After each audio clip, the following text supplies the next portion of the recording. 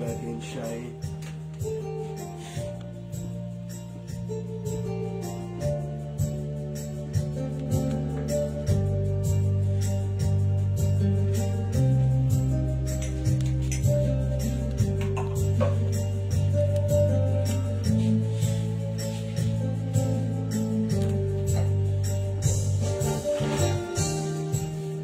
Alléluia. Amen. Merci Seigneur. Amen. Alléluia. On présente le moment. Merci éternel. Merci pour ce moment. Merci pour ce moment. Merci pour ton esprit. Merci pour ta vérité. Merci pour ta lumière. Alléluia. Merci pour tes louanges. Alléluia. Merci pour ta force. Merci pour ta puissance. Merci pour tout ce que tu feras. Merci parce que tu es l'éternel des armées. Alléluia. Tu es je suis. Tu es le maître des temps et des circonstances. Tu es le lion de Juda. Amen. Merci. Merci de nous donner encore de l'énergie éternelle, de ton yé, de ton souffle, pour continuer. Amen. Alléluia. Amen. Alléluia. Amen, amen. Amen, amen. Alléluia. Amen. Yeshua est Amashia, le lion Yehuda, le roi des rois. He the Lord breathe. Jesus is the Lord and break and shine, the Lord and break and shine.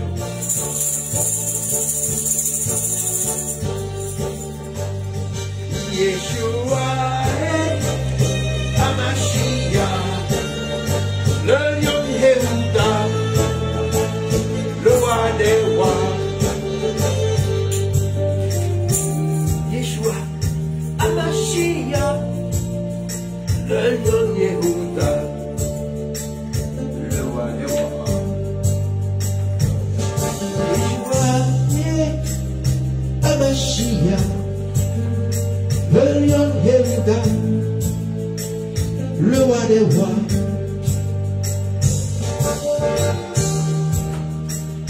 Amashia, le lion Yehuda, le roi des rois. Yeshua Amashia, le lion Yehuda, le roi des rois.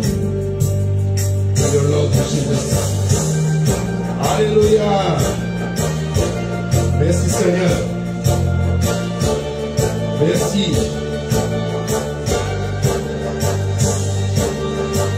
Amen. Alléluia. Le lion de Juda, le roi des rois. Il est le roi de l'Éternel. Sauveur, Yeshua, sauveur. Sauveur, roi. Sauveur, le roi. Yeshua, Amashia, le lion Yehuda, le roi des rois. Il est le Tout-Puissant, le premier et le dernier, le commencement et la fin, la lèche et le tard, la lèche et le tard, j'ai dit. Yeshua est Amashia, le lion Yehuda, le roi des rois. Ça fait 1992 ans qu'il a reçu sa couronne de roi des rois. Le lion Yehuda,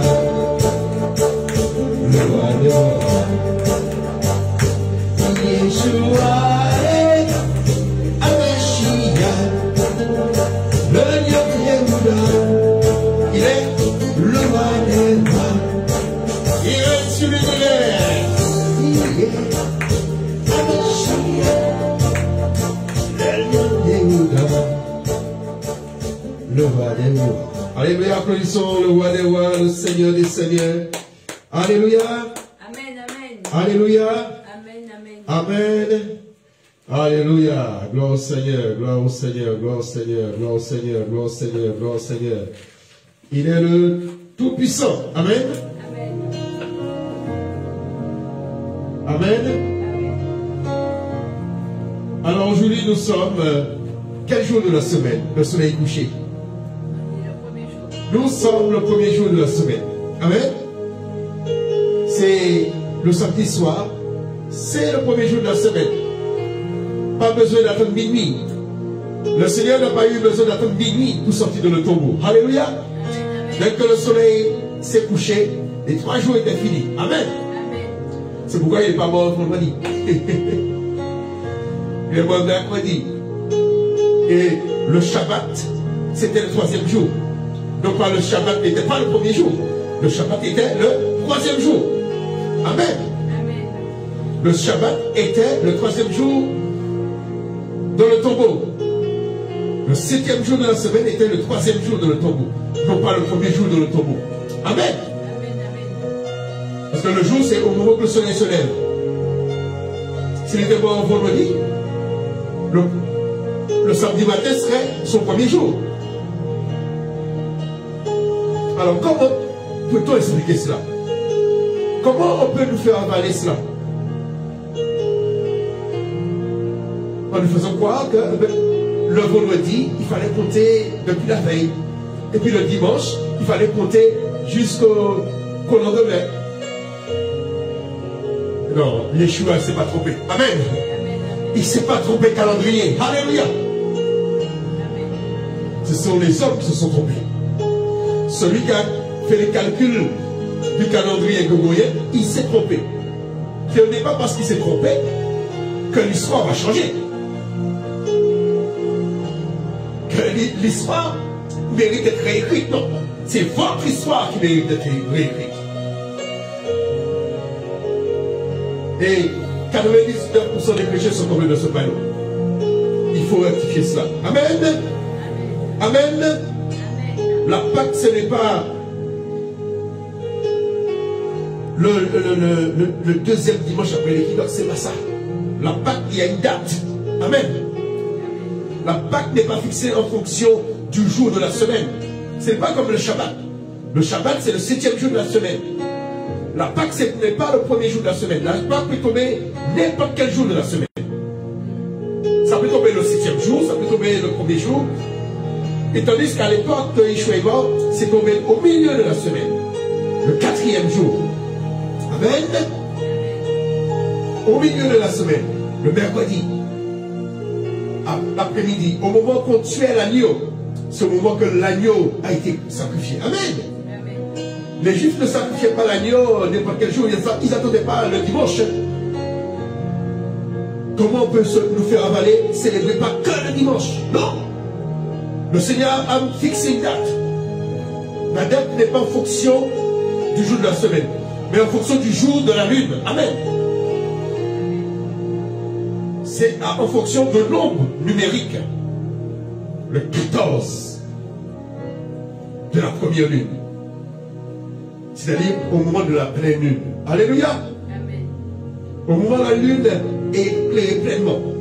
Ça, c'est le signe de la date de la Pâque. Amen. Et elle est célébrée le 15. Au moment où on a enterré le Seigneur, il fallait faire vite parce qu'il fallait aller faire la fête de la Pâque. Et ce jour-là, la fête de la Pâque, ce n'était pas le jour du Shabbat. C'était une Shabbaton. Le 15, le premier jour des pains sans levain. Alors relisez vos Bibles, le premier jour des pains sans levain peut tomber n'importe quel jour de la semaine. Amen. Et ça, il faut que les pasteurs le disent. Il faut que les prêtres le disent. Parce que ce sont des fêtes au temps fixé. Alors nous, les chrétiens, on ne peut pas venir et puis déplacer les dates. L'Éternel a fixé le 14 à la pleine lune. Amen. Pourquoi on fixe en fonction de la semaine? Non. C'est en fonction de la lune. C'est en fonction du nombre de jours de la première lune. Amen. Amen. Alors nous sommes en cette 11e lune. Il nous reste une dernière lune. Hein? Nous sommes le 27 de la 11e lune. Nous sommes le premier jour de la semaine. Nous sommes à l'an 1992 du règne de Yeshua. Nous sommes presque à la fin du 1992e, de la 1992e année que Yeshua a reçu sa couronne, sa robe et son bâton royal. Amen. Amen. Il a reçu quoi? Sa couronne, sa robe et son bâton royal. Et c'est cette robe qui était faite d'une seule mesure. Ce n'était pas une robe qui mettait. On lui a donné cette robe. Hein, il y a plein qui prêchent comme si Yeshua avait cette robe tout le temps. Non. On lui a donné cette robe. Amen.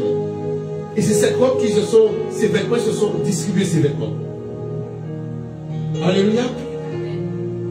Alléluia. Amen. Amen. Amen. Alors nous sommes la 48e semaine. Alors il reste 52. Alors ça fait combien? Il reste 6 semaines, non? Combien de semaines qui me... 48, 49, 50, 51, 5 semaines. Et c'est la fin du mois. Ce sera la fin de l'année. Amen.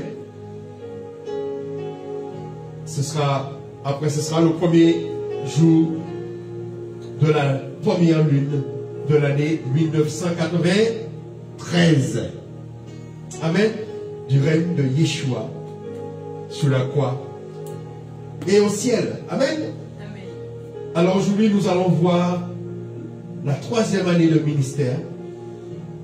Yeshua avait 32 ans.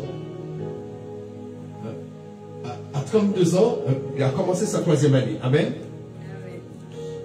Et lorsqu'il est mort au début de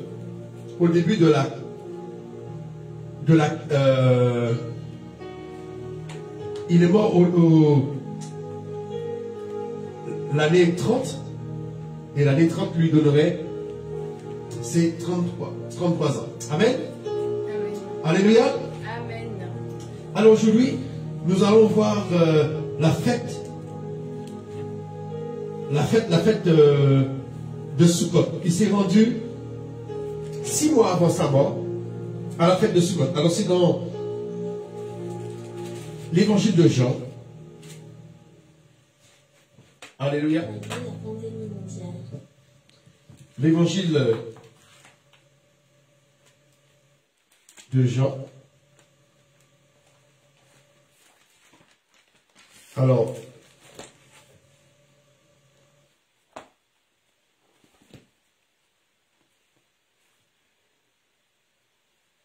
prenons l'évangile de Jean. Alors, le chapitre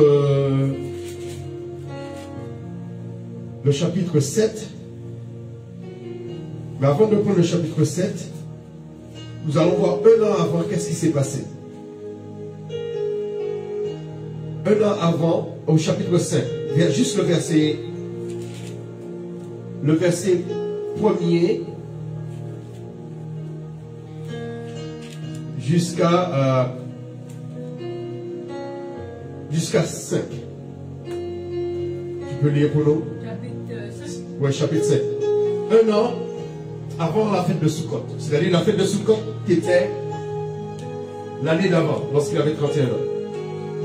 Quelque temps plus tard, Jésus monta à Jérusalem à l'occasion d'une fête juive. Or, dans cette ville, près de la porte des brebis, se trouvait une piscine entourée de 5 galeries couvertes, appelées en hébreu Bethshéda. Ces galeries étaient remplies de malades qui restaient couchés, des aveugles, des paralysés, des impotents. Il y avait un homme malade depuis 38 ans. Jésus le vit couché. Quand il sut qu'il était là depuis si longtemps, il lui demanda: veux-tu être guéri? Maître, répondit le malade, je n'ai personne pour me plonger dans la piscine quand l'eau commence à bouillonner. Le temps que je me traîne là-bas, un autre y arrive avant moi. Eh bien, lui dit Jésus, lève-toi, prends ta natte et marche. Amen. Et ce jour-là, c'était quand? C'était la période de Sukkot. Amen. Lisons le verset 10 de Jean 5. Les Juifs interpellèrent donc l'homme qui venait d'être guéri. C'est le sabbat, tu n'as pas le droit de porter cette natte.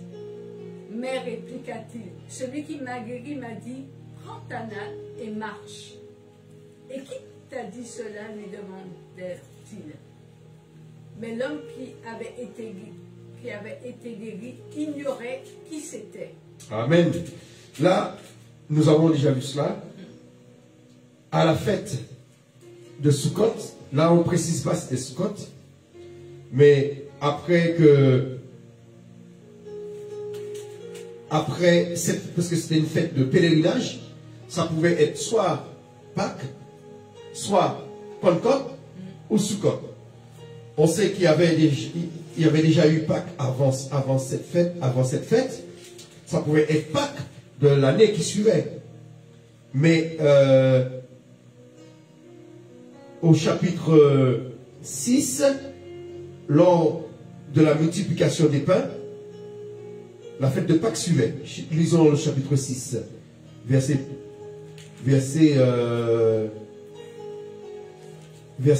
2 jusqu'à 4. Une foule immense le suivait, attirée par les guérisons miraculeuses dont il avait été témoin. C'est pourquoi Jésus s'en alla dans la montagne et s'assit là avec ses disciples. La Pâque, la fête des Juifs, était proche. Voilà. Et c'est à ce moment-là qu'il y a eu la multiplication des pains. Qui veut dire que si la Pâque était là, on n'était pas à la Pâque. On était 7 mois avant la Pâque. Amen. Hein? On était 6 à 7 mois avant la Pâque. Qui veut dire, on était... la guérison de l'infirme à Bethsada, cette fête était sûrement la fête de Sukkot. Amen. Amen. Alors maintenant, un an après, au chapitre 7, au verset 1er. Après cela, Jésus continua à parcourir la Galilée. Il voulait en effet éviter la Judée où les Juifs cherchaient à le supprimer.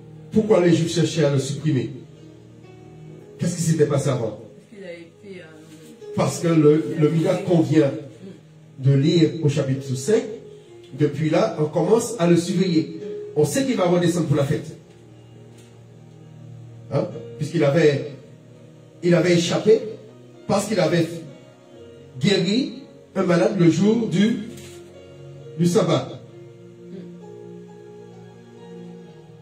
Alors, il nous est dit au chapitre 5, verset 15, cet homme s'en alla, l'homme qui avait été guéri, qui demandait l'infirme qui a été guéri, cet homme s'en alla et dit aux Juifs que c'était Jésus qui lui avait rendu la santé. C'est pourquoi les Juifs poursuivaient Yeshua parce qu'il faisait cela pendant le sabbat. Qui veut dire depuis là, un an avant, on le surveille. On attend qu'il descende. Parce que la fête de Sukkot, c'est une fête de pèlerinage. Alors, continue ta lecture, verset chapitre 7. Cependant, on se rapprochait de la fête juive des cabanes. La fête des cabanes, c'est la fête de Sukkot, la fête des huttes, la fête du tabernacle. Jean 7, verset. On est combien? Verset. Alors, là, le verset, on va aller au verset 3. Voilà. Okay. Voilà. Les Juifs cherchaient à le faire mourir. Alors, verset 3. Ses frères lui dirent alors, tu devrais quitter cette région et te rendre en Judée pour que là aussi tes disciples puissent voir les œuvres que tu accomplis.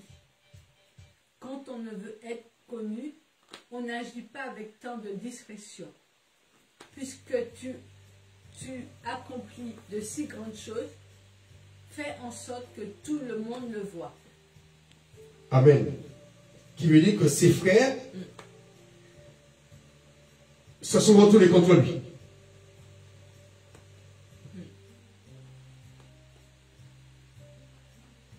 Il y a les Juifs qui se sont retournés contre lui.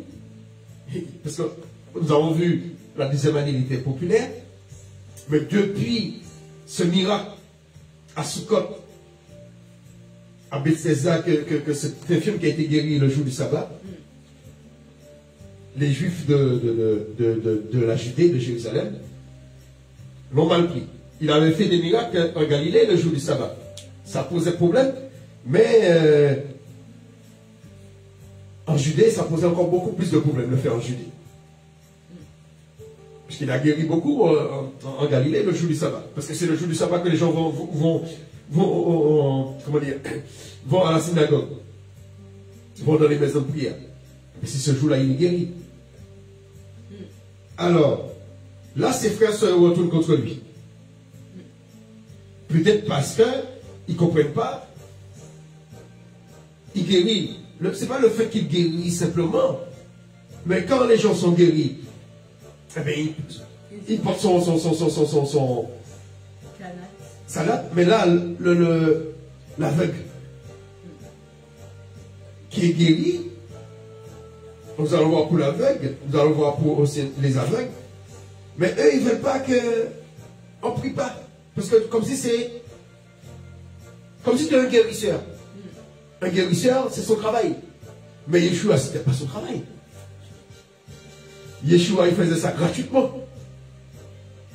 Amen. Amen. Yeshua,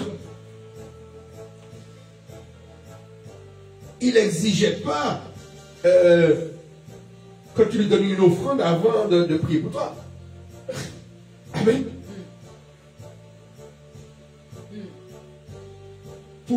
Seul pour les lépreux, parce que la loi exigeait une offrande pour les lépreux.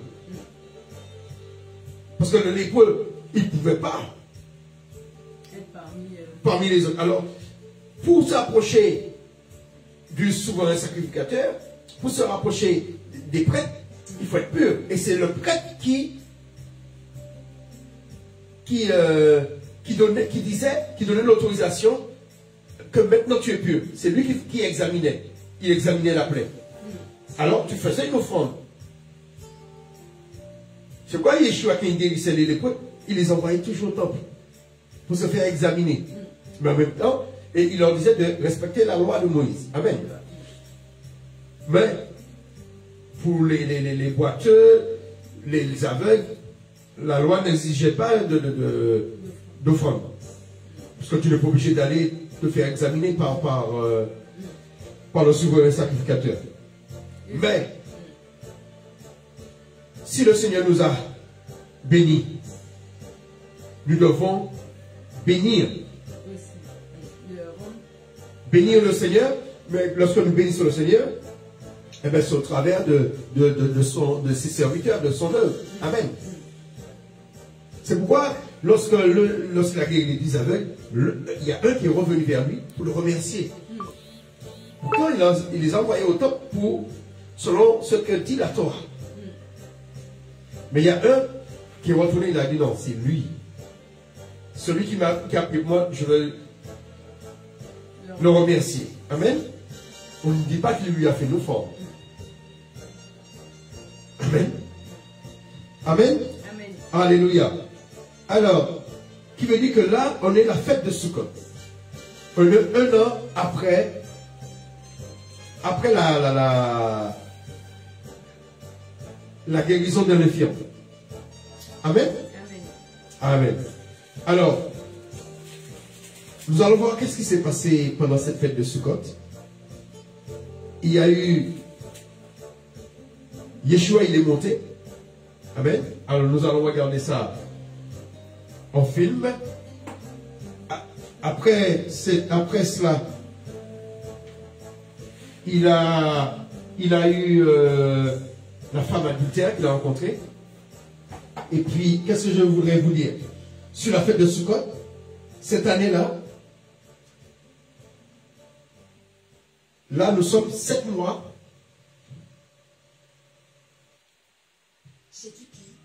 Nous sommes 7 mois. Nous sommes 7 mois, disons, 7 mois avant la mort du Seigneur. Amen. Nous sommes 1 an après la guérison de l'infirme de Bethesda. Et nous sommes 7 mois avant la mort du Seigneur. La fête de Sukkot, c'est quelle date? Prenons ça avant. Lévitique 23, versets 33 à 36. C'est quelle date la fête de Sukkot? Lévitique. Sukkot, c'est quelle date? Est-ce que j'ai mis Sukkot là? Tu me fais un gros plan ici là. Lévitique 23, versets 33 à 36. Sukkot. Sukkot, ouais. La 7e fête. D'accord? C'est bon? Alors, lisons ça. Lévitique 23, versets 33 à 36. L'Éternel s'adressa à Moïse en ces termes. Parle aux Israélites et dis-leur, le 15e jour de ce 7e mois aura lieu la fête des cabanes. On la célébrera durant 7 jours en l'honneur de l'Éternel. Le premier jour, il y aura une assemblée cultuelle. Vous n'accomplirez ce jour-là aucune des tâches de votre travail de la semaine. Pendant 7 jours, vous offrirez à l'Éternel des sacrifices consumés par le feu. Le 8e jour, vous aurez encore une assemblée cultuelle et vous m'offrirez des sacrifices consumés par le feu. Amen. Alléluia. Amen. Alors, le 15 sera un jour, ce sera un jour férié, un jour de Shabbat. Et cette année-là, en l'an 29, le 15 du 7e mois, c'était le mardi 9 octobre. Et le 22, le 8e jour, toujours le mardi, le même jour de la semaine, le 22 du 7e mois, de la 7e lune, était le 16 octobre. En l'an 29 de notre ère. Amen. Amen. Alors, cette scène que nous allons voir, alors ça s'est passé en l'an 29, à l'automne l'an 29.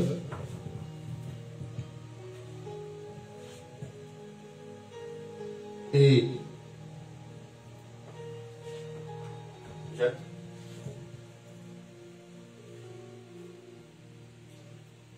Amen. Alléluia. Je vais monter un mot. Quel est le moyen le plus?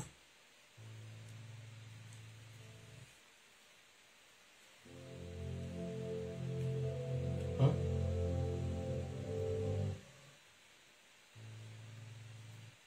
Père me confie, viendra en moi. Je ne repousserai jamais celui qui vient. Car je suis désolé. Là, c'est la fin de ce qu'on avait vu. Lorsqu'il a fait, Pour la volonté de celui qui m'a envoyé. lorsqu'il a dit qu'il faut manger sa chair, il faut ça. Celui qui m'a envoyé, et que je ne perde aucun de ceux qu'il m'a confiés, mais que je les mène à la vie éternelle jusqu'au dernier jour. Car ce que mon Père veut, c'est que tous ceux qui voient le Fils et croient en lui puissent avoir la vie éternelle. Et je les amènerai à cette vie éternelle jusqu'au dernier jour. Les gens commencèrent à le critiquer parce qu'il avait dit « Je suis le pain descendu du ciel ». Cet homme, eh bien Jésus, le fils de Joseph, n'est-ce pas? Nous connaissons son père et sa mère. Alors, comment peut-il oser nous dire et prétendre qu'il serait descendu du ciel?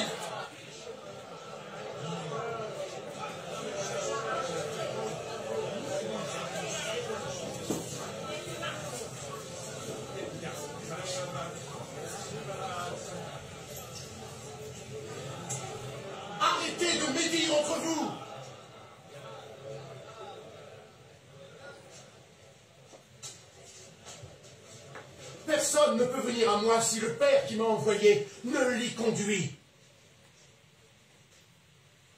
Et je les ressusciterai tous au dernier jour.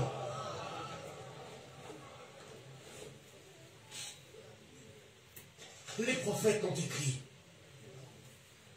Tout le monde sera instruit par Dieu. Quiconque écoute le Père et apprend par lui, vient à moi.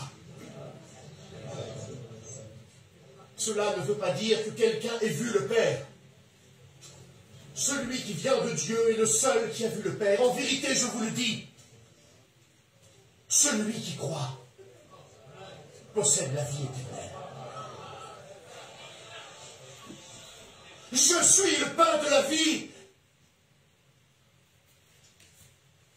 Vos ancêtres ont mangé la manne dans le désert, pourtant ils sont morts. Mais le pain qui descend du ciel est tel que celui qui en mange ne mourra pas. Je suis le pain vivant qui est descendu du ciel. Si vous mangez ce pain, vous vivrez éternellement. Le pain que je vais vous donner, c'est ma chair. Et je la donne afin que le monde puisse vivre. Cela déclencha de vives disputes parmi les auditeurs. Comment cet homme peut nous donner sa chair à manger? En vérité, je vous le dis. Si vous ne mangez pas la chair du Fils de l'homme et ne buvez pas son sang, alors jamais la vie ne coulera en vous. Ceux qui mangent ma chair et boivent mon sang auront la vie éternelle. Et je les ressusciterai au dernier jour. Car ma chair est une vraie nourriture et mon sang est une vraie boisson. Ceux qui mangent ma chair et boivent mon sang vivent en moi. Et je vis en eux. Le Père qui m'a envoyé est vivant. Et grâce à lui, je vis aussi. De la même manière, celui qui me mangera vivra grâce à moi. C'est ainsi. C'est le pain qui est descendu du ciel. Ce n'est pas le même pain qu'ont pu manger vos ancêtres, ceux qui sont morts. Non, ceux qui mangeront ce pain vivront pour l'éternité. Jésus prononça ces paroles pendant qu'il enseignait dans la synagogue de Capernaum.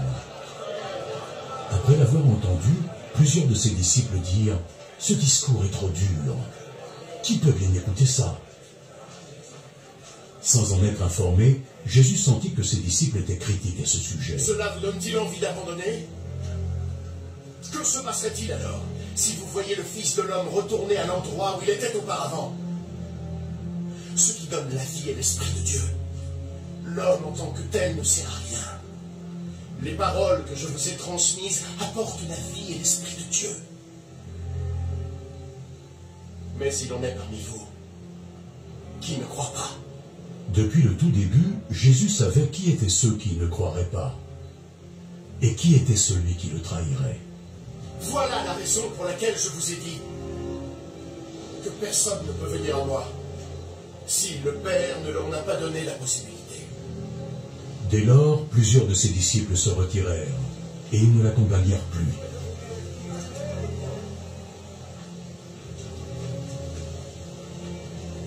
Et vous? Vous ne voulez pas partir aussi? Seigneur, et vers où irions-nous? Tu as les paroles qui donnent la vie éternelle. Et désormais, nous croyons et nous savons que tu es le seul et l'unique, l'envoyé de Dieu.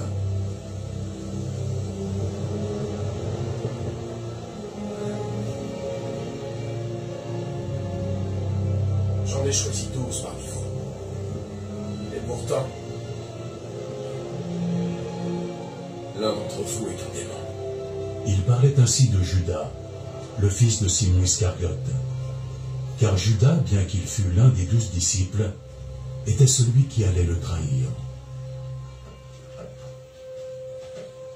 Ensuite, Jésus parcourut la Galilée. Il ne voulait pas séjourner en Judée, parce que les autorités juives voulaient le tuer. La fête juive des Huttes était pour bientôt. Alors les frères de Jésus lui dirent « Pars d'ici et va en Judée, afin que tes disciples voient aussi les œuvres que tu as faites. » On ne doit pas agir en se cachant des autres lorsqu'on désire être connu. Puisque tu fais de telles choses, fais en sorte que le monde entier le sache. Ses frères eux-mêmes ne croyaient pas en lui. Le moment n'est pas encore venu pour moi. Mais pour vous, chaque instant est le bon. Le monde ne peut vous haïr, mais moi, il me hait. Parce que je continue à dénoncer ces mauvaises actions. Allez à la fête, vous, mes frères. Personnellement, je ne vais pas à la fête. Parce que mon heure n'est pas encore venue. Après leur avoir dit cela, il resta en Galilée. Lorsque ses frères furent rendus à la fête, il y alla aussi, mais plutôt de façon secrète, car il ne voulait pas qu'on l'y voie. Les autorités juives le cherchaient pendant la fête et demandaient « Où est-il » Dans la foule, les rumeurs chuchotées circulaient à son sujet. « C'est un homme bon » disaient certains. « Non » disaient les autres, « il trompe les gens ». Mais personne ne parlait de lui ouvertement, par crainte des autorités juives. La fête était déjà à moitié passée, quand Jésus se rendit au temple et commença à enseigner. Les autorités juives ne cachèrent pas leur étonnement. Comment cet homme peut en savoir autant sans jamais avoir étudié? Ce que j'enseigne ne vient pas de moi, c'est Dieu qui m'a envoyé cet enseignement. Quiconque veut se plier à la volonté de Dieu saura si ce que j'enseigne vient de Dieu ou alors si je parle en mon propre nom. Celui qui parle en son propre nom a tendance à chercher la gloire pour lui-même, mais celui qui cherche la gloire de celui qui l'a envoyé est honnête. Et il n'y a rien de faux en lui. Moïse vous a bien donné la loi, n'est-ce pas? Pourtant, aucun de vous n'applique la loi. Pourquoi cherchez-vous à me tuer? Tu es possédé par un démon. Qui est-ce qui cherche à te tuer? J'ai accompli un miracle. Et vous en étiez tous étonnés. Moïse vous a ordonné de circoncire vos fils, bien que cette pratique ne vienne pas de Moïse, mais de vos ancêtres. Donc vous circoncisez un garçon le jour du sabbat. Si un garçon est circoncis le jour du sabbat afin de respecter la loi de Moïse, alors pourquoi êtes-vous en colère contre moi parce que j'ai entièrement guéri un homme le jour du sabbat? Arrêtez donc de juger d'après les apparences et jugez plutôt d'après la justice. Certains habitants de Jérusalem disaient « N'est-ce pas cet homme que les autorités cherchent à tuer? Regardez, il parle en public et ils ne disent rien contre lui. » Les autorités pourraient-elles avoir reconnu que c'est lui le Messie? Mais quand le Messie doit arriver, personne ne doit savoir d'où il vient, tandis que nous savons tous d'où vient cet homme. Alors que Jésus enseignait dans le temple, il s'exclama « Me connaissez-vous vraiment? Et savez-vous bien d'où je viens? Je ne suis pas venu de ma propre volonté, mais celui qui m'a envoyé est digne de toute confiance. Vous ne le connaissez pas, mais moi je le connais, parce que je viens de lui, et il m'a envoyé. » Ils tentèrent alors de s'emparer de lui.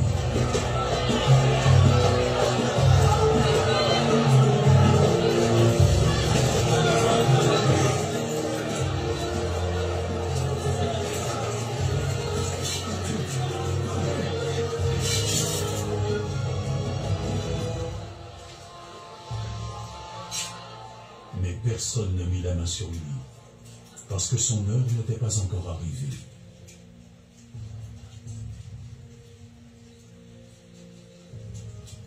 Cependant, dans la foule, beaucoup crurent en Quand lui. le Messie viendra, accomplira-t-il plus de miracles que cet homme n'en a fait? Les pharisiens entendirent ce que les gens chuchotaient au sujet de Jésus. Alors, les chefs des prêtres et les pharisiens envoyèrent des gardes pour l'arrêter.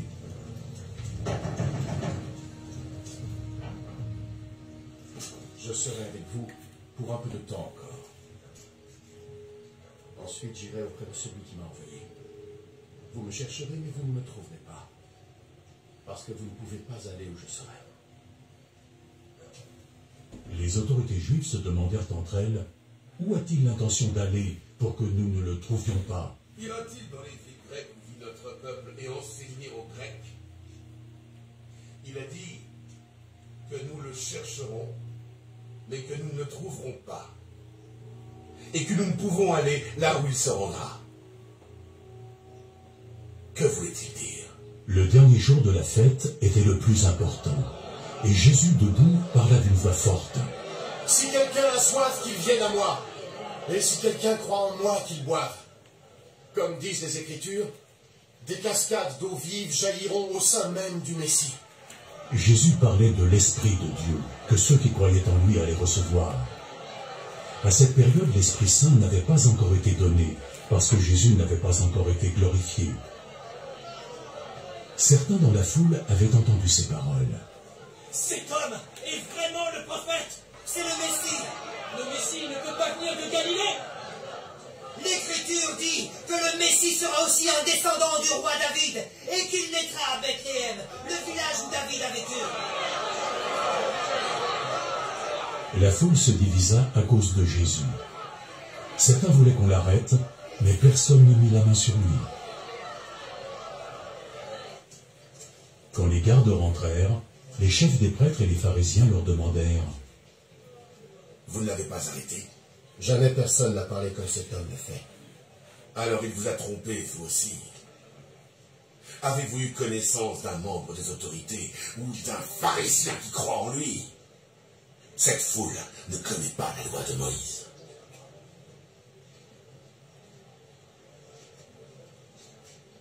Ils subissent la malédiction de Dieu. L'un des pharisiens présents était Nicomède, qui était allé voir Jésus quelque temps auparavant. Conformément à notre loi, nous ne pouvons condamner quelqu'un sans l'avoir préalablement entendu et sans que l'on sache ce qu'il a fait. Alors, toi aussi tu viens de Galilée.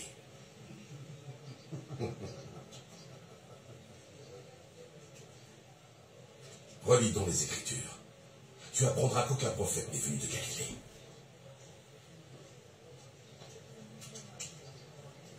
Puis chacun s'en retourna chez lui. Mais Jésus se rendit sur le mont des Oliviers.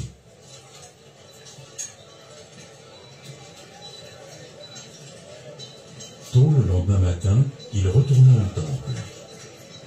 Tout le monde se pressait autour de lui. Donc il s'assit et commença son enseignement. Les maîtres de la loi et les pharisiens amenèrent une femme qui avait été arrêtée pour adultère et qu'ils placèrent debout au milieu de la foule. Maître!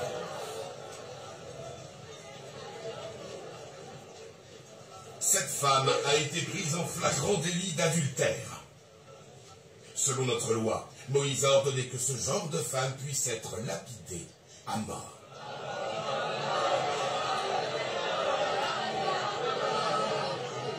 Et toi, qu'en dis-tu? C'était un piège qu'il tendait à Jésus, afin de pouvoir l'accuser. Mais Jésus se pencha et se mit à écrire sur le sol avec son doigt.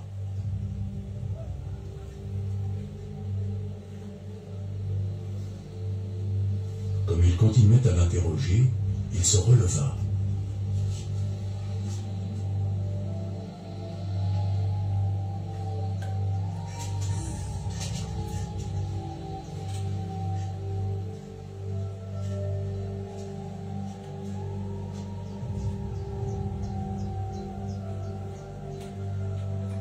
Que celui d'entre vous qui n'a jamais péché lui jette la première pierre.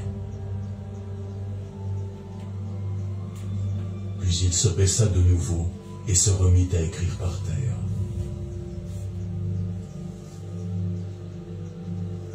Quand ils entendirent cela, ils se retirèrent, un à un, les plus âgés en premier.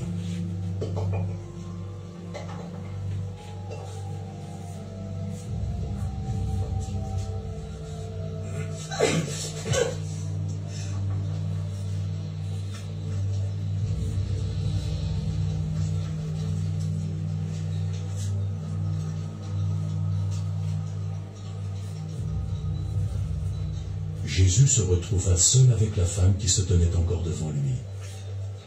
Il se releva. Où sont-ils passés?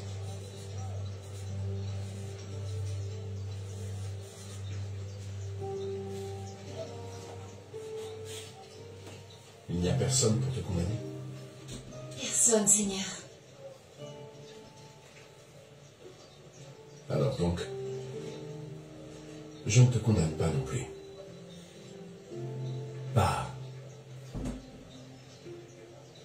Et désormais ne pêche plus.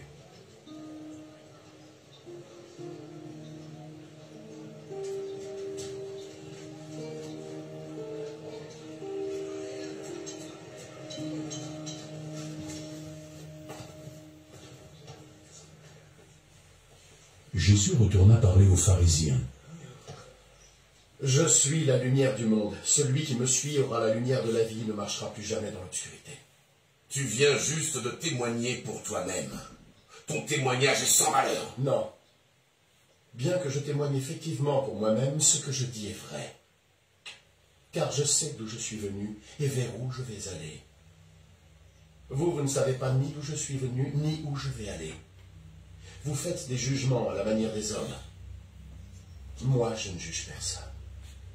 Toutefois, si je devais le faire, mon jugement serait valable. Car je ne suis pas seul pour juger. Le Père qui m'a envoyé est avec moi. Il est écrit dans votre loi que si deux personnes livrent le même témoignage, alors il sera valable. Je témoigne donc pour moi-même, et le Père qui m'a envoyé témoigne aussi pour moi. Où se trouve ton Père? Vous ne connaissez ni moi ni mon Père. Si vous me connaissiez, vous connaîtriez aussi mon Père. Jésus parlait ainsi alors qu'il enseignait dans le temple, dans la salle où se trouvaient les troncs pour les offrandes, et personne ne l'arrêtait, parce que son heure n'était pas encore venue. Je vais partir et vous me chercherez, mais vous mourrez dans vos péchés. Vous ne pouvez pas aller là où je vais. Il dit que nous ne pouvons pas aller là où il va. Cela veut-il dire qu'il compte se suicider? Vous appartenez au monde qui est ici-bas, mais moi, je viens d'en haut. Vous êtes de ce monde, mais moi, je ne suis pas de ce monde. C'est pourquoi je vous ai dit que vous mourrez dans vos péchés. Et vous mourrez dans vos péchés. Si vous ne croyez pas que je suis qui je suis. Es-tu? Celui que je vous ai dit être depuis le début. J'ai tant de choses à dire sur vous, tellement de quoi vous juger. Celui qui m'a envoyé, lui, dit la vérité. Et je n'annonce au monde que ce que j'ai appris de lui.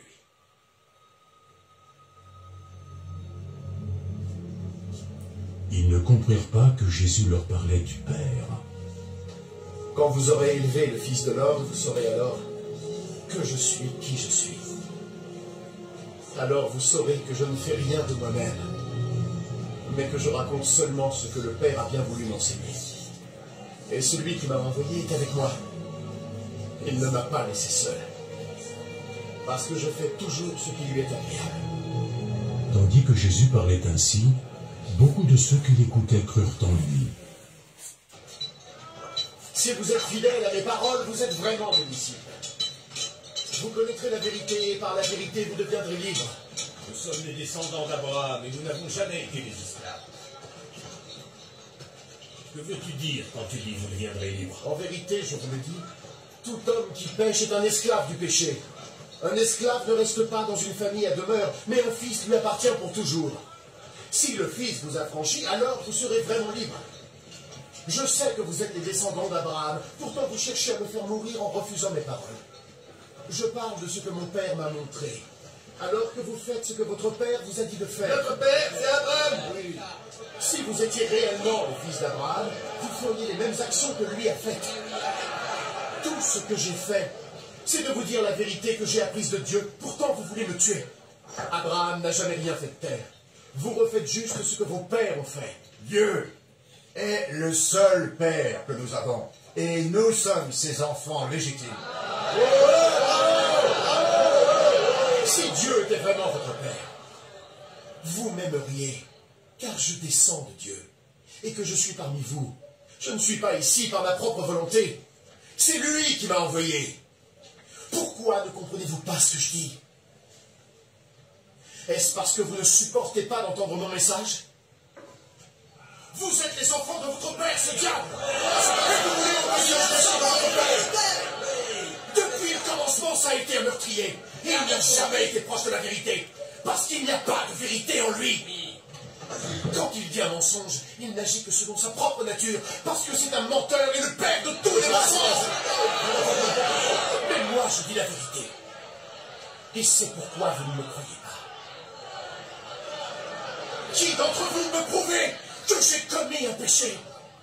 Si je dis la vérité, pourquoi donc ne me croyez-vous pas?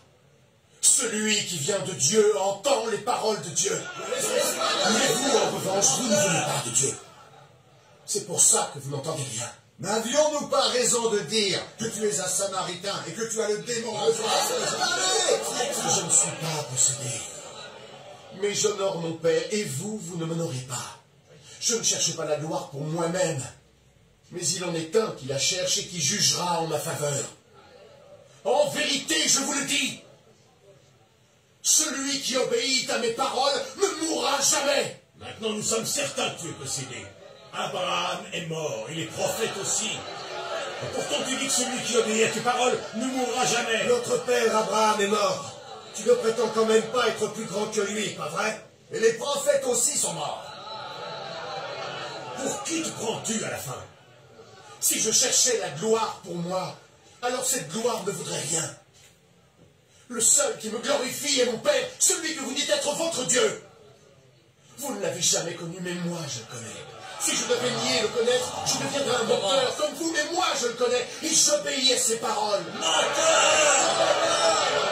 Votre père Abraham s'est réjoui à l'idée de voir le jour de ma venue. Il l'a vu et il était heureux. Tu n'as pas encore 50 ans et tu as...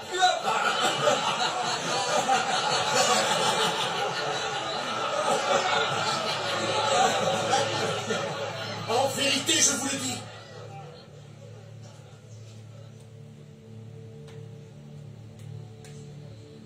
Avant qu'Abraham ne soit né,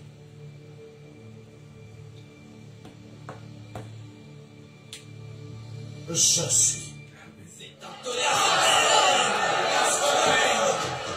Alors, ils prirent des pierres pour le lapider.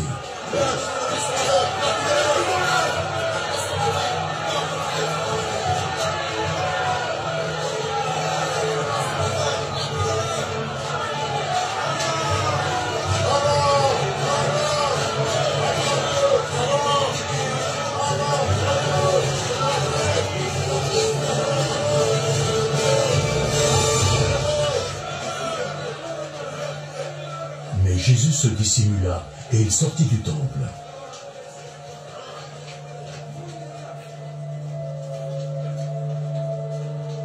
Comment il faisait?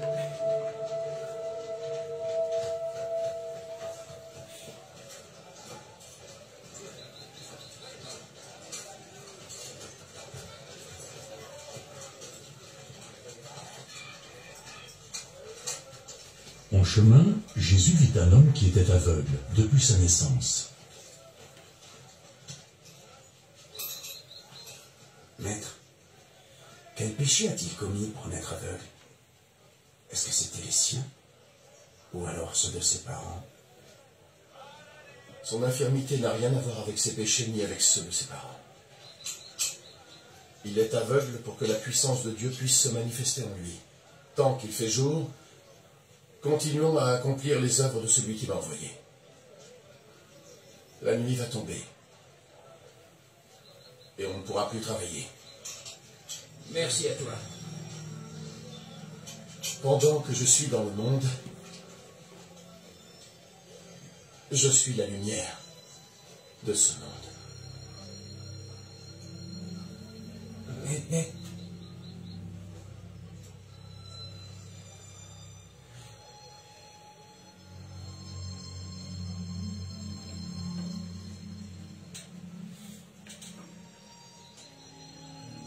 Après avoir dit cela, Jésus cracha sur la terre et fit un peu de boue avec sa salive. L'onction de salive. Il frotta les yeux de l'aveugle avec cette boue. Il n'y a pas de coronavirus là-dedans.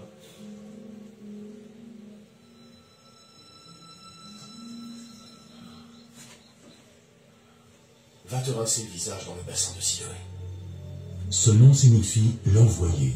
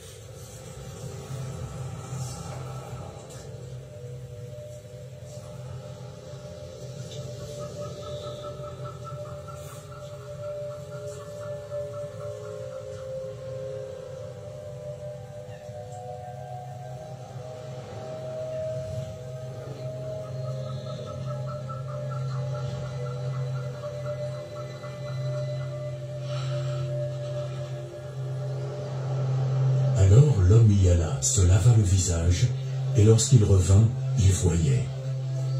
Ses voisins ainsi que ceux qui l'avaient vu mendier auparavant demandèrent « N'est-ce pas l'homme qui était assis et qui mendiait ?» Si, c'est bien lui. Mais non, c'est pas lui, il lui ressemble, c'est tout. Oui, c'est bien moi, oui. Comment se fait-il que tu vois maintenant? Cet homme qui s'appelle Jésus a mis de la boue en plein sur mes yeux et il m'a dit d'aller à Siloé me rincer le visage. Et j'y suis allé.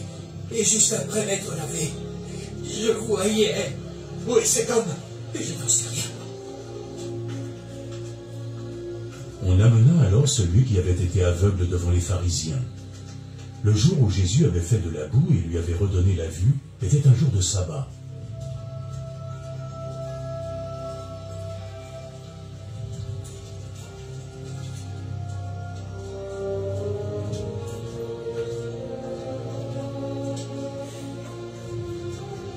De nouveau, les pharisiens lui demandèrent comment il avait recouvré la vue. Il m'a mis de la boue sur mes yeux. J'ai lavé mon visage et maintenant je peux voir. L'homme qui a fait ça ne vient pas de Dieu, parce qu'il n'obéit pas à la loi du Shabbat. Comment un homme qui commet des péchés peut accomplir de tels miracles? Ils n'étaient pas d'accord entre eux. Tu prétends qu'il t'a guéri en te rendant la vue. Alors, que penses-tu de lui? C'est un prophète. Cependant, les autorités juives refusèrent de croire qu'il avait été aveugle et qu'il avait recouvré la vue, jusqu'à ce qu'ils eussent entendu et convoqué ses parents. Est-ce bien votre fils? Vous prétendez qu'il est né aveugle. Alors comment se fait-il qu'il puisse voir? C'est bien notre fils, et je peux vous assurer qu'il est né aveugle.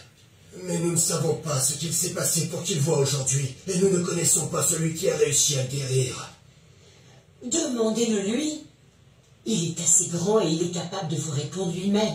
Ses parents répondirent cela parce qu'ils craignaient les autorités juives, qui s'étaient mises d'accord pour exclure de la synagogue toute personne qui reconnaîtrait que Jésus était le Messie. Voilà pourquoi ses parents dirent « Il est assez grand, demandez-lui ». Les pharisiens convoquèrent une seconde fois l'homme qui avait été aveugle. Maintenant, jure devant Dieu que tu diras toute la vérité. Nous savons, nous, que l'homme qui t'a prétendument guéri est un pécheur. Je ne sais pas si c'est un pécheur ou pas. Il y a une chose que je sais. Avant, j'étais aveugle. Et maintenant, je vois.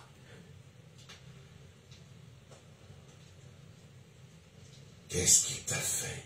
Comment a-t-il fait pour que tu recouvres la vue? Je vous l'ai déjà dit et vous ne m'avez pas écouté. Pourquoi voulez-vous l'entendre encore? Peut-être que vous aimeriez aussi être un de ses disciples. Ils l'injurièrent et dirent « C'est toi qui es son disciple. Nous sommes les disciples de Moïse. Nous savons que Dieu a parlé à Moïse. Quant à cet usurpateur, en revanche, nous ne savons même pas d'où il vient. Voilà une bien étrange chose. Vous dites ne pas savoir d'où il vient, mais aujourd'hui, grâce à lui, je peux vous voir. Nous savons que Dieu n'écoute pas ceux qui ont péché. Il n'écoute que ceux qui le respectent et qui agissent selon sa volonté. Depuis que le monde existe, jamais on n'a entendu parler d'un homme qui a pu donner la vue à un aveugle de naissance. Si cet homme ne venait pas de Dieu, il serait bien incapable de faire quoi que ce soit. Tu es né et tu as grandi dans le péché. Et tu voudrais nous donner des leçons.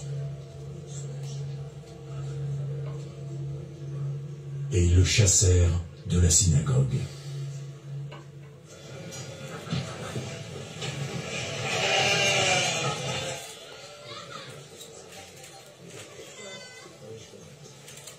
Amen. Amen. Alléluia. Amen. Quand Jésus apprit ce qui s'était passé, il alla trouver l'aveugle.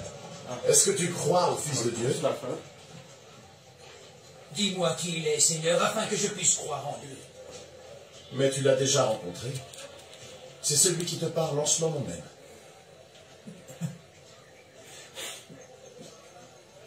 Je crois en toi, Seigneur. Et il s'agenouilla devant Jésus. Je suis venu dans ce monde pour le jugement, pour que les aveugles puissent voir, Amen. et que ceux qui voient deviennent aveugles. Amen. Quelques pharisiens qui se trouvaient là entendirent ces paroles et lui demandèrent Tu ne veux pas dire par là que nous sommes également aveugles?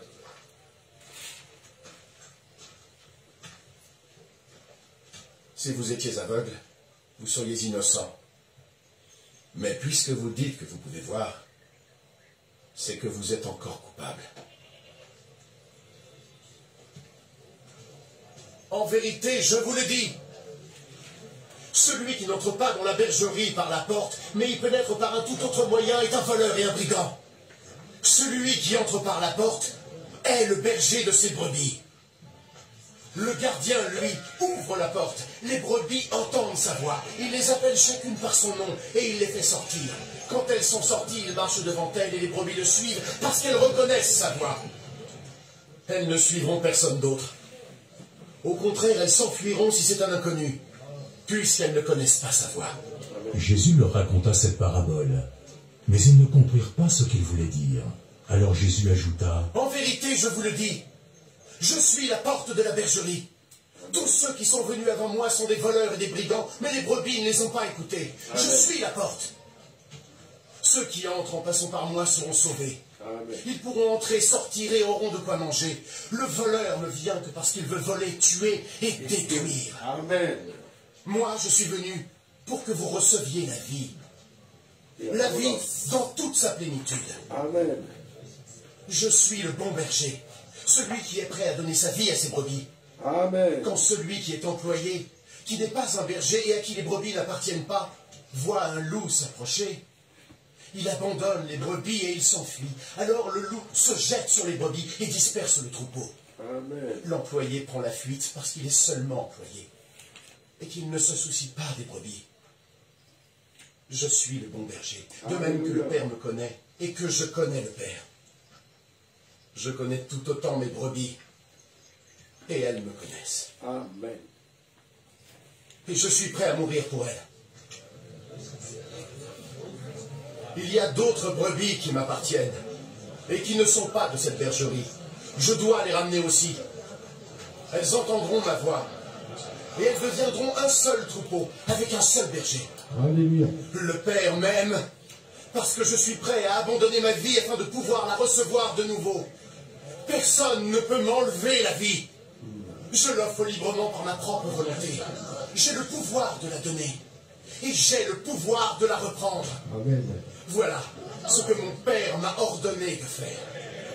Encore une fois, en entendant ces paroles, les gens furent divisés. Il est juste possédé. Oui, c'est un fou. Pourquoi continuez-vous à l'écouter? Un homme qui serait possédé ne parlerait jamais comme ça. Oui, comment quelqu'un de possédé pourrait-il donner la vie aux aveugles? Comment? Dites-le, mais non, enfin. Amen. Amen. Alléluia. Amen. Alléluia. Amen. Alléluia. Allez. Alléluia. Amen. Amen, amen. Amen. Alors, là, nous étions à Sukkot. Et il nous a dit que ses frères lui ont dit de monter avec lui. Mais il n'a pas été, il est monté plus tard. Il est monté au milieu de la fête, qui veut dire qu'il est monté Sukkot, c'est entre le 15e jour de la 7e lune jusqu'au 22. Amen. Alors, nous étions au mois d'octobre. Et s'il est monté au milieu, il veut dire qu'il est monté vers le 18 par là. 18. Mais il nous a dit, le jour le plus important de la fête, c'est quand? Le verset 37 de Jean 7. Le jour le plus grand de la fête. Si les jours les plus grands de la fête, c'est quand? Le premier jour, le 15, c'est le dernier jour, c'est le 22. Qui veut dire le 22, le Seigneur était là-bas. Amen. Jean 7, verset 37, le plus grand jour de la fête, Yeshua debout s'écria, si quelqu'un a soif, qu'il vienne à moi et qu'il boive. Celui qui croit en moi, des fleuves d'eau vive couleront de son sein, comme dit l'Écriture. Cette parole a été prononcée le plus grand jour de la fête. Amen.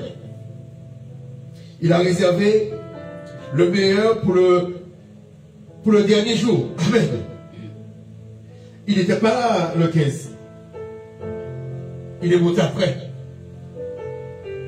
Amen. Il nous a dit, quand est-ce qu'il a rencontré la femme adultère? Verset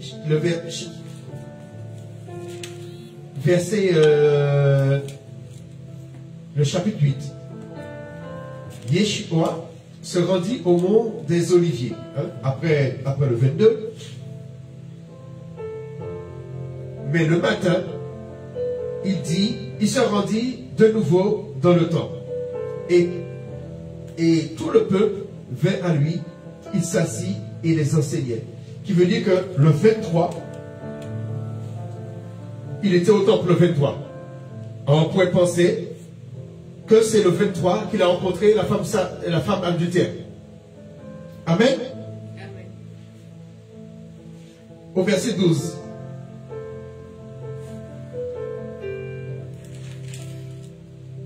Déjà, lorsque... Au verset 12 du chapitre 7. Non, chapitre 8. On On était au chapitre 8. Le lendemain, on est le 23. La fin de l'histoire avec la femme adultère. Verset 9, il te dit, lorsque Yeshua leur a dit que celui qui n'a jamais péché lui jette la première pierre, quand ils entendirent cela, accusés par leur conscience, ils se retirèrent. Un à un, à commencer par le plus âgé jusqu'au dernier. Et Yeshua resta seul avec la femme qui était là au milieu. D'accord? Alors Yeshua se redressa et lui dit, femme, où sont tes accusateurs? Personne ne t'a...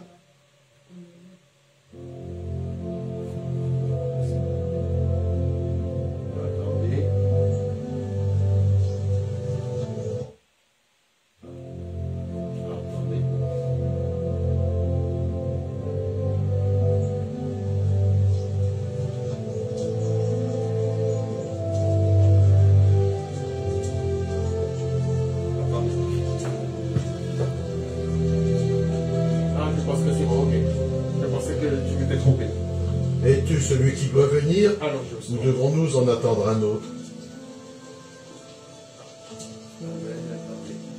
Allez rapporter à Jean.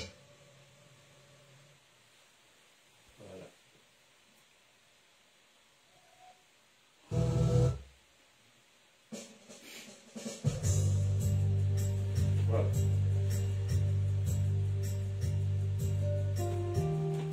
Amen. Voilà. Je disais, la femme, après avoir été pardonnée, il nous a dit au verset 12, Jésus leur parla de nouveau. Cela ne veut pas dire que c'était ce même jour-là, puisqu'ils ont fui, ils sont partis. Amen. Et on constate, quand Yeshua parle avec eux, il était où? Au verset 20. Avec les pharisiens, il était où? Verset 20. Il enseignait dans la cour du temple, près des troncs à offrande, et personne n'essaya de l'arrêter, parce que son heure n'était pas encore venue. Alors il était dans la cour du temple, il les enseignait, mais dans le lieu où on met les offrandes, les trésors. Amen. Alors, mais il était au milieu d'eux, il n'avait pas peur d'eux, parce que son heure n'était pas revenu. Hein, c'est lorsqu'on voit les images, on se dit, mais comment il a fait pour fuir à chaque fois qu'on voulait le lapider avec des pierres, chaque fois qu'il y avait une émeute, il les esquivait, il passait au milieu d'eux de manière miraculeuse. Il n'avait pas une égratignure, parce que son heure n'était pas convenue. Amen. Alors, mais par contre, lorsqu'on continue le texte, il est dit, verset 59, lorsque Yeshua a discuté avec eux, il a dit que, en vérité, je vous le dis, avant qu'Abraham fût, je suis. Parce qu'ils lui ont dit, est-ce qu'il est plus grand qu'Abraham? Il fuit. Quand il fuit, au chapitre 9, verset 1er, qu'est-ce qu'il dit? En partant, Jésus aperçut sur son chemin un homme qui était aveugle de naissance. Ses disciples lui posaient alors cette question. Dis-nous, maître, pourquoi cet homme est-il né aveugle? Est-ce à cause de son propre péché ou celui de ses parents? Amen. Après le Seigneur, il guérit cet homme. Amen. Mais c'était quel jour? Le jour du sabbat. Le jour du sabbat. Nous avons dit que le mardi, c'était le 8e jour, le plus grand jour du sabbat. C'était le 22. Amen. La femme a été adultère, c'était le lendemain. Et là, le jour du sabbat suivant, c'était le 26 du 11e mois. Amen. Environ le 20 octobre. Or, verset 14. Or, c'était un jour de sabbat que Yeshua avait fait de la boue et lui avait ouvert les yeux. Alléluia. Alors, c'est environ 7 mois avant sa crucifixion, qui veut dire les jours approchent, les mois approchent, les mois, disons, de son heure approchent, les mois qui doit être livré, qui doit être arrêté, qui doit être mort, hein? Parce qu'ils ont voulu le lapider. Ils l'ont arrêté. Mais est-ce qu'ils l'ont tué? Est-ce qu'ils ont réussi à le tuer?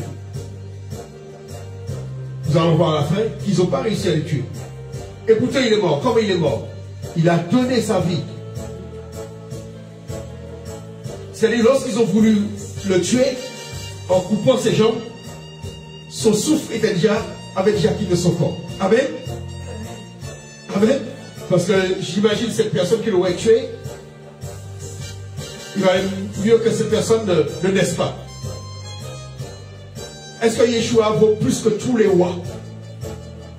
Est-ce qu'il vaut plus que le roi Saül? Est-ce que Yeshua vaut plus que le roi Saül? Oui. Et celui qui a tué le roi Saül, qu'est-ce qui lui est arrivé? Il est mort. David a fait le tuer. Pourtant, Saül persécutait David. David lui a demandé comment tu as su qu'il est mort. Et comme il a porté la main sur le roi de l'Éternel, il a eu la mort. Imaginez que Yeshua, qui est le roi des rois, le roi des rois, si quelqu'un avait tué Yeshua, il valait mieux que cette personne ne naisse pas. Amen. Amen. Amen. Amen. Alors c'est pourquoi les hommes l'ont livré, mais personne n'a tué Yeshua. Aucun juif n'a tué Yeshua. Aucun romain n'a tué Yeshua. Il a donné sa vie. Amen. Parce que personne n'allait pouvoir supporter ce châtiment. De lever la main, non seulement lever la main, mais de tuer Yeshua. Cela voulait dire que l'homme aurait le pouvoir sur donner Yeshua la mort. Non. Le seul qui avait le pouvoir de prendre sa vie, c'est son Père. Amen.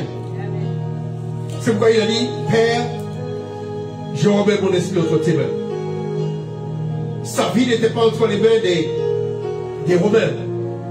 Puis il a lui dit, mais tu ne sais pas que j'ai le pouvoir de te donner de te garder en vie ou de te tuer. Il a dit, ce pouvoir, tout pouvoir vient d'en haut. Si le Père ne t'a pas donné ce pouvoir, tu ne peux pas le faire. Alors Yeshua, c'est lui seul qui avait le pouvoir de donner sa vie. Amen. c'est lui seul qui avait le pouvoir de mourir. Personne ne pouvait le tuer. Amen. Et personne ne l'a tué. Alors arrêtons d'accuser les Juifs. Arrêtons de faire de l'antisémitisme que c'est les Juifs qui ont tué le Christ. Personne n'a tué le Christ. Aucun Juif. Alléluia. Aucun Juif n'a tué le Christ. Le Christ, il a donné sa vie. Il est mort avant que les Romains mettent la main sur lui. Que les Romains lui prennent la vie. Amen. Amen. Amen. Applaudissons le Seigneur pour sa grâce, sa bénédiction. Et nous allons voir ça dans la suite, que vraiment personne ne pouvait lui prendre la vie. Alléluia. Amen. Remercions le Seigneur pour ces quelques paroles que nous avons entendues de sa part dans ce film. Alléluia. Que l'Éternel soit béni. Merci Seigneur.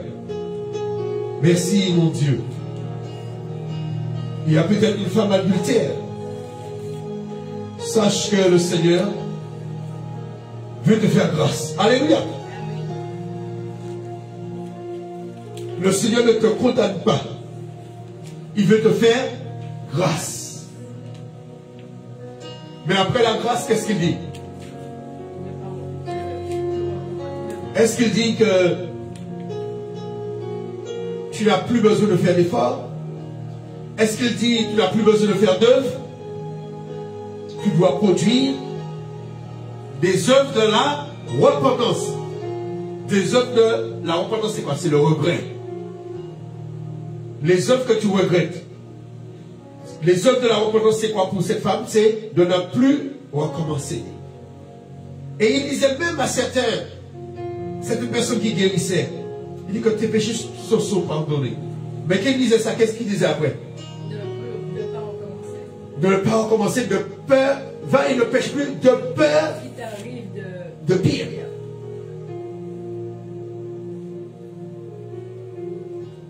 Est-ce que cet homme a été guéri? Par grâce, oui. Mais pour qu'il ne soit pas pire, il est obligé de produire des bonnes œuvres. Amen.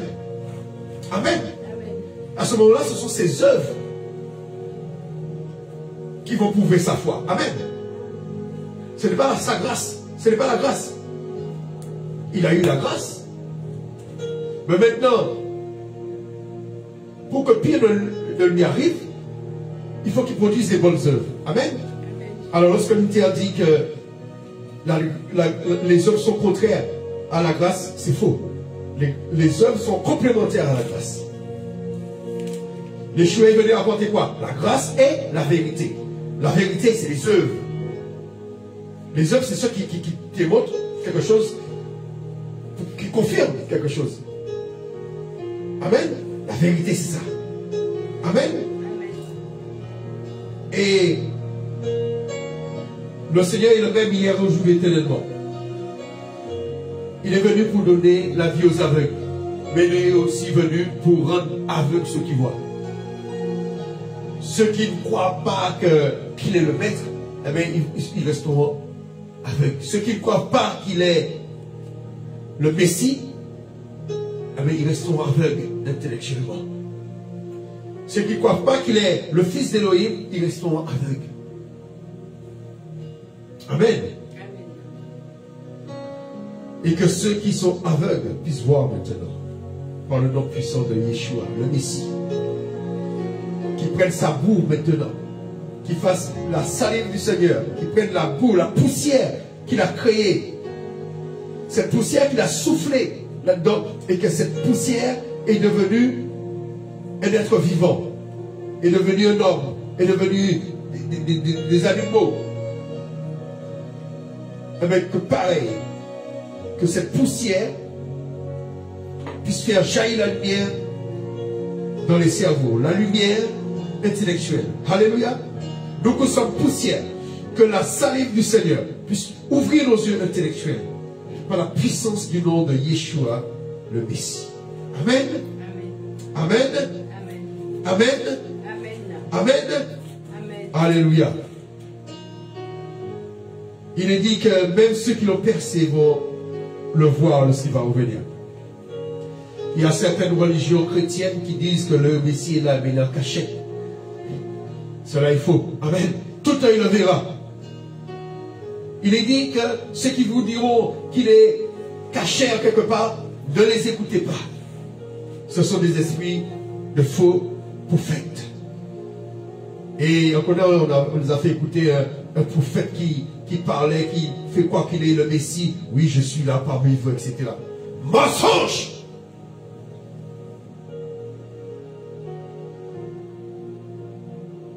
Et ces gens, ils ont beaucoup de la tête.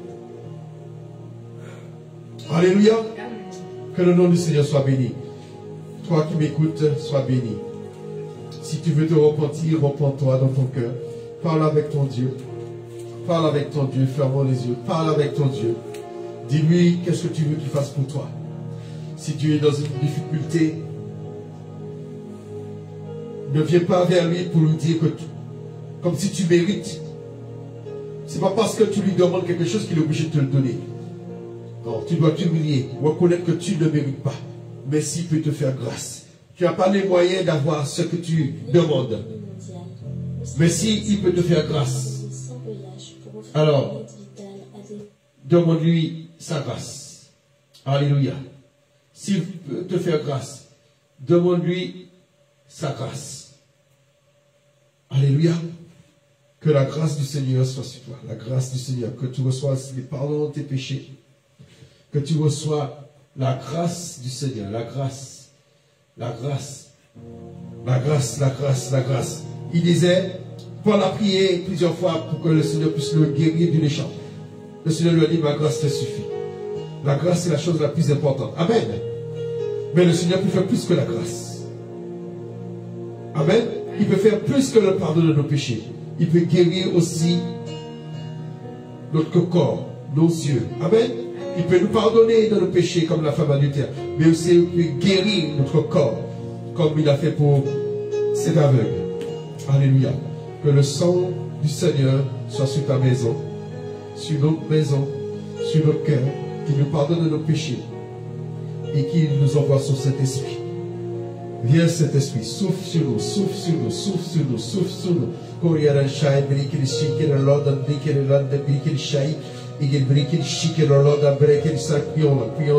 Afin que le Seigneur puisse briser toutes les puissances démoniaques. Maintenant, je chasse toute puissance démoniaque dans les maisons. Maintenant, maintenant, maintenant, maintenant, maintenant.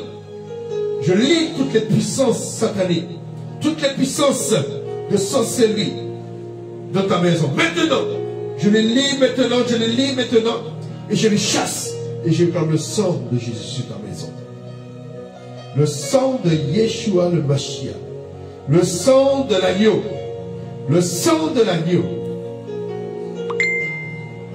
Soit guéri, soit libéré, soit dans la victoire, par la puissance du nom de Yeshua. Le sang de l'agneau, le sang de l'agneau, le sang de l'agneau. Et si vous êtes dans votre maison, vous pouvez boire un verre d'eau et réclamer le sang de l'agneau. Et aller aux toilettes pour évacuer tout ce qui est impur à l'intérieur de vous. Alléluia. Que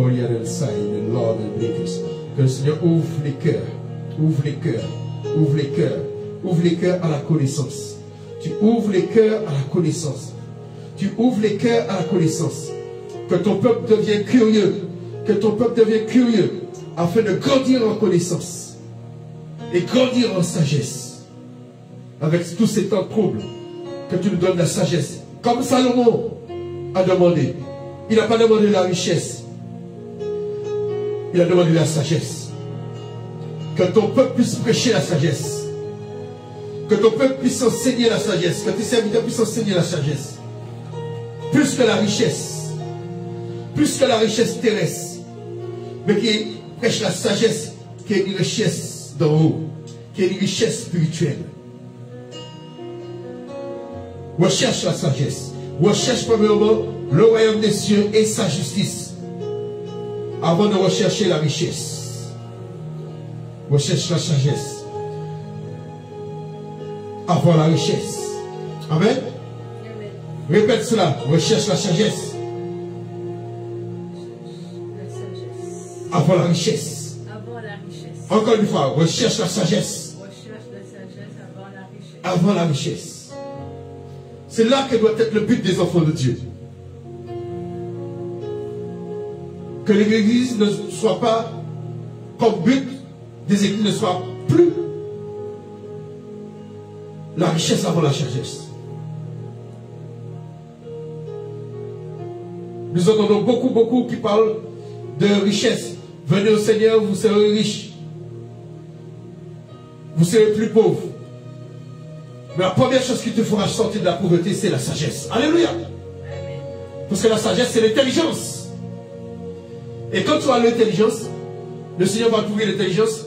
Avec des choses viles, tu vas faire des grandes choses. Alléluia.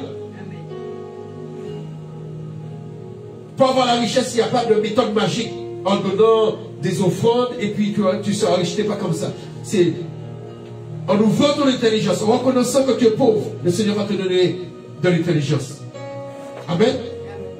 Et comme ça, il va te guider dans les eaux paisibles. Amen. Amen. Amen. Applaudissons le Seigneur et rendons-lui grâce et gloire. Alors soyez bénis, passez une bonne soirée et à demain soir. Amen.